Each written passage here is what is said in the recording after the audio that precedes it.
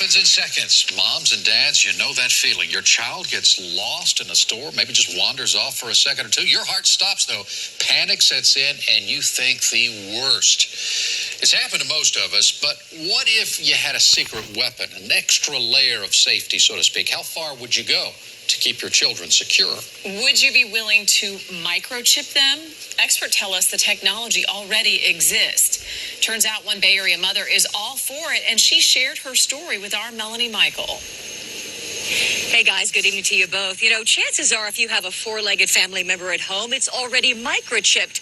And if the technology exists to save Fido in an emergency, what about microchipping your child? Before you say, no way, I would never do that, hear one mom's story. It's the longest 2 seconds of your life, and it's absolute panic. I want my son back. We've seen it in movies. This is my daughter. Over and over again, children gone missing. It's terrifying. For Stephanie Rodriguez Neely, life is busier than ever with 4 children, including a newborn. She knows scary situations can happen in an instant, and for her, it has. If it'll save my kid, there's no step that's too extreme.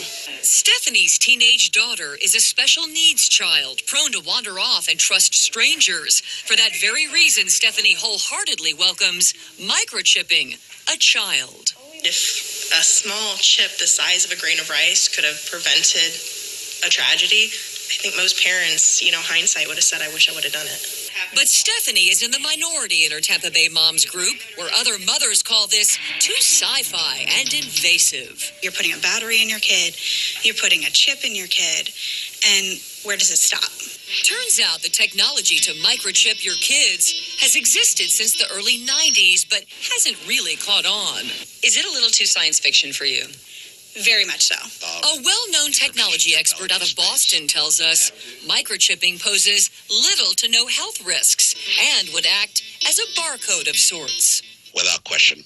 It could save a life, reunite a family, find a missing Alzheimer's patient. I always tell people, as long as you're doing what you feel is best for your child, you're not really wrong. And guys, this is what we're talking about, the microchip. I don't know if you can see it in my hand. It's the size of a grain of rice, very, very small. And the expert that we spoke with actually tells us that barcodes were introduced in the late 1960s. And back then, people thought, this is way too invasive and too weird. And now barcodes are so commonplace that we don't even think about them anymore. The expert tells us this will happen sooner rather than later. Well, and Mel, you said that the technology's been around since the 90s or whatever, but have companies actually tried this? That's a different scenario.